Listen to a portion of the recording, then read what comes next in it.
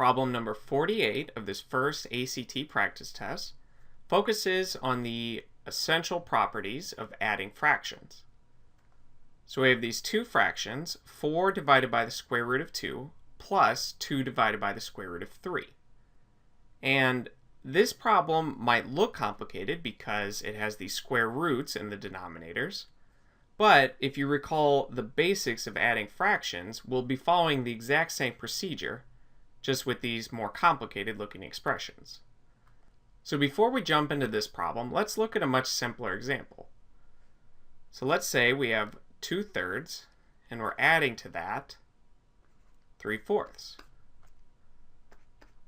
So what you always have to do when adding fractions is you want to make sure that they have the same denominator. And one thing you can always do is just multiply both of these denominators together. Whatever their product will be, that number can serve as a common denominator for both fractions. So we can multiply 3 by 4 to get a denominator of 12. So that will be the new denominator for each of these fractions. And then you want to ask yourself, whatever you multiply this 3 by to get 12, you want to do the same thing to this 2. And since you multiplied 3 by 4 to get to 12, you want to multiply 2 times 4, which is 8. So this 2/3 is equal to 8/12. And now we'll do the same thing with this 3/4. Since you multiply the 4 by 3 to get to 12, you'll also multiply this 3 by 3. And 3 times 3 is 9. And now adding these together, the denominator will stay the same, and you just add the numerators. So 8 plus 9 is 17. So now let's apply these same exact principles, but to our particular problem. So let me rewrite it. We have 4 divided by the square root of 2 plus 2 divided by the square root of 3. So like this previous problem, we need to find a common denominator.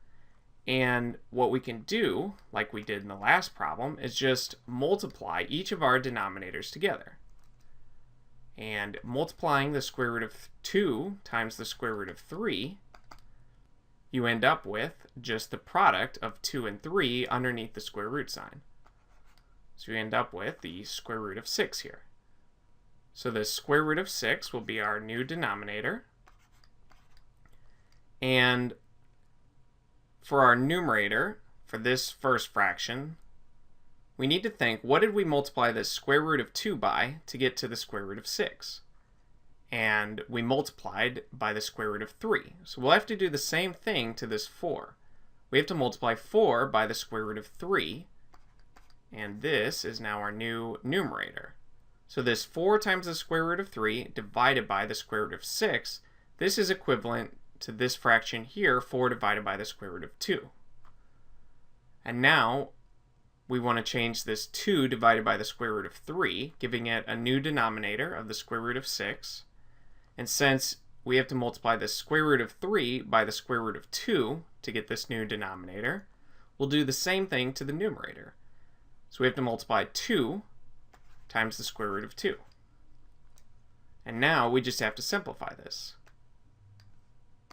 And since they each have the same denominator, we can combine them into just one fraction with this denominator of the square root of 6, and then just rewrite the numerators but add it together.